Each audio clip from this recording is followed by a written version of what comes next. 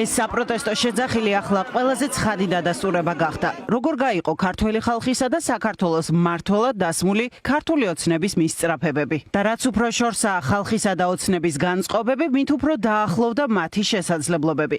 უფრო სწორად ქართულმა ოცნებამ ხალხს ევროკავშირისკენ სვლა პირდაპირი მნიშვნელობითაც გაურთულა.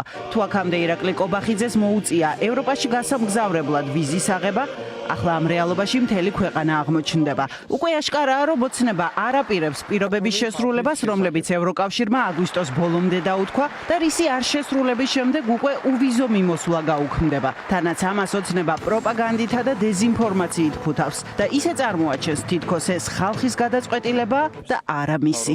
საბჭოთა კავშირი როცა იყო, მოსკოვშიც ასე ხედავდნენ, როცა იყო საბჭოთა კავშირი, უარგუმენტოდ ითხოვდნენ რაღაცებს. ჩვენ გვჭირდება არგუმენტები, მშვიდობა, სტაბილურობა. არა უშავს ბატონო ირაკლი, ეს პრობლემა არ არის. ხალხი სამკურნალოდაც დადის საზღვარგარეთ. სტაბილურობა, მშვიდობა, სტაბილურობა, მათ შორის ოჯახური ღირებულებები, ეს არის ეგზისტენციური საკითხი. კანონი უზრუნველყოფს მშვიდობას და სტაბილურობას ოჯახური ღირებულებების შესახებ თქვენი მიღებული კანონი? თუ ვიზოთ, ეს არ არის ეგზისტენციური საკითხი, მაგრამ რასაც ვთავაზობენ, რომ მშვიდობა უნდა დაგვირღვიონ, სტაბილურობა უნდა დაგვირღვიონ, ეს არის ეგზისტენციური საკითხები. ამიტომ როცა ეგზისტენციური საკითხი უპირისპირდება არაეგზისტენციურ საკითხს, ბუნებრივია შენ უპირატესობა უნდა მიანიჭო ეგზისტენციურ საკითხს. მთავარი პირობა უვიზო რეჟიმის შესანარჩუნებლად ფუნდამენტური უფლებების დაცვა, არა დემოკრატიული კანონების გაუქმება, მათ შორის რუსული კანონისა და ოჯახური ღირებულებების შესახებ კანონის. ოცნება არ აღიარებს მთავარ პრობლემას, რომ ეს კანონმდებლობა დისკრიმინაციული და უფლებების შემზღუდავია. საპირისპიროდ პროპაგანდა იმდენად შორს წავიდა, რომ მარტივ ბიოლოგიურ მოცემულობასაც თავის დამსახურებად მიიწერს და მოქალაქეებს გამოგონილი საფრთხეებით აშინებს.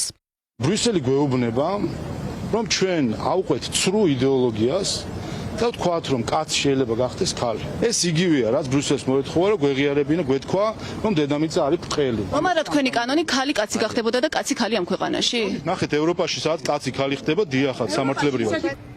არა და რეალური საფრთხეები იმდენად აშკარაა, რომ ოცნების წევრების განცხადებებიც კი ადასტურებს. მაგალითად, ოცნების განათლების მინისტრის, რომელიც ცდილობს პროპაგანდისტულად დაამტკიცოს, რომ საქართველოში მიღებული განათლება უფრო ფასეული იქნება. ქვეყანაში, სადაც იუნისეფის საგანგაშო კვლევის თანახმად, ახალგაზრდებს უჭირთ წერა, არიციან ქართული და ვერ აყალიბებენ აზრს. დეზინფორმაციის ეპოქაში უჭირთ ნამდვილი და ყალბი ამბების გარჩევაც. უმეტესობას არც იმაზე აქვს პასუხი, სად ხედავს საკუთარ თავს მომავალ. ახალგაზრდას, როდესაც ეცოდინება, რომ კონკრეტულ სასწავლებლის დამთავრების შემდეგ ის აუცილებლად უზრუნველყოფილი იქნება თავისი სპეციალობის სამსახურით და საკმაოდ მაღალ ანაზღაურებადი სამსახურით, ეს განსაზღვრელი იქნება იმისა, რომ უმეტესობა ჩვენი სტუდენტებისა საქართველოში გააგრძელებენ სწავლას, თუმცა რა თქმა უნდა, მათ ექნებათ შესაძლებლობა, რომ უცხოეთშიც მიიღონ შესაბამისი.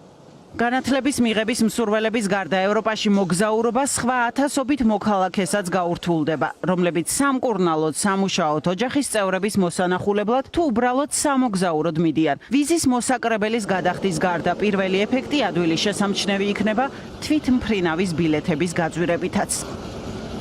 თუ ამგვარი ვიზა ლიბერალიზაციის საშუალება მოისპოვა, თქვენ წარმოიდგინეთ ადგილობრივ დონეზეც მარტო მოგზაურობა და განათლება და ჯანდაცვა კი არა, თვითონ ის ინფრასტრუქტურა განადგურდება, იმიტომ რომ ეს არის პირდაპირი სიგნალი უცხოელი ინვესტორებისთვის, რომლებიც ამ ქვეყანაში ოპერირებენ სხვადასხვა სფეროში, მათ შორის სახმელეთო და საჰაერო ტრანსპორტირების სფეროში. თავისუფლად შეუულიათ ამ ადამიანებს და ამ კომპანიებს, რომ დატოვონ ჩვენი ბაზარი, იმიტომ რომ გაზრდილი რისკების და მომეტებული რუსული საფრთხეების ფონზე. ცრუ დილებებით, რომლებსაც ქართულ ხალხს თავაზობს, ქართული ოცნება ცდილობს გადაფაროს ეკონომიკური, სოციალური ჯანმრთელობასთან დაკავშირებული საგანმანათლებლო ზიანი, რასაც ხალხი ვიზა ლიბერალიზაციის გაუქმებით მიიღებს. ასეთია ანალიტიკოსების შეფასება. ამის გარდა კიდევ უფრო სათუაა პოლიტიკური პერსპექტივა, რომელიც ქვეყანას ევროპის ორბიტას აშორებს და რუსეთისა და სხვა ავტორიტარული რეჟიმების გავლენებში აქცევს.